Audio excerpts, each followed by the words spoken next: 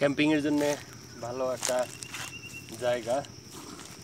পাশে হলো খাল, প্রচুর গরম, আর এই জঙ্গলের মধ্যে কিন্তু প্রচুর রোদ, অনেক রোদ।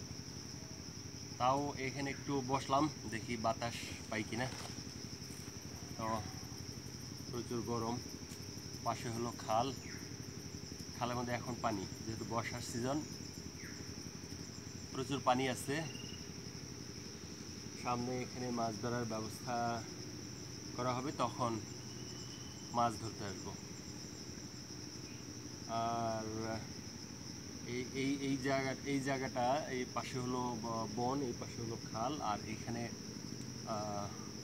তাঁবু করার জন্য, ক্যাম্পিং করার জন্য ভালো একটা প্লেস, খুব ভালো একটা জায়গা। সামনে যে কোনো দিন হয়তো এখানে তাঁবু করবো। আপাতত এখানে বসলাম, দেখি গরমটা কাটে কিনা।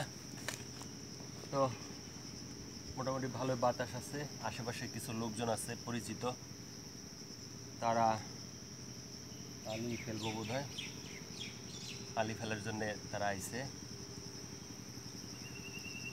আর এখানে কাটা আছে, প্রচুর কাটা আছে।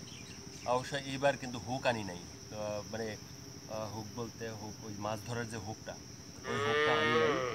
তো হুকটা থাকলে গরম, প্রচুর গরম, ক্যাপটা পরে নিলাম। আর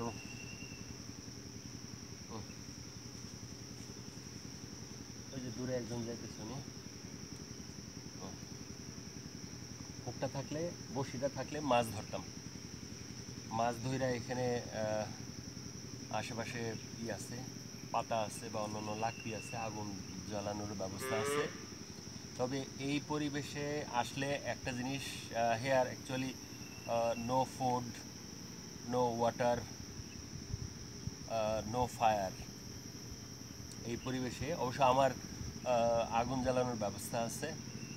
আমি পরবর্তীতে যে কোনো একদিন আসলে এখানে ক্যাম্পিং করব এবং পাশে খাল থেকে মাছ ধরবো, আর দেখাবো কিভাবে এই পরিবেশে সারভাইভ করা যায়। এখানে যদিও পানির ব্যবস্থা নাই, আমি আসার সময় এক বোতল পানি নিয়ে আসছিলাম সাথে করে। গরম, দেখা যাক, দেখতে থাকেন। আমিও আশেপাশে আপনাদেরকে ঘুরে ঘুরে দেখাবো ইনশাল্লাহ। দেখি আমি সামনে কি পাই কিনা, মাছ ধরতে পারি কিনা।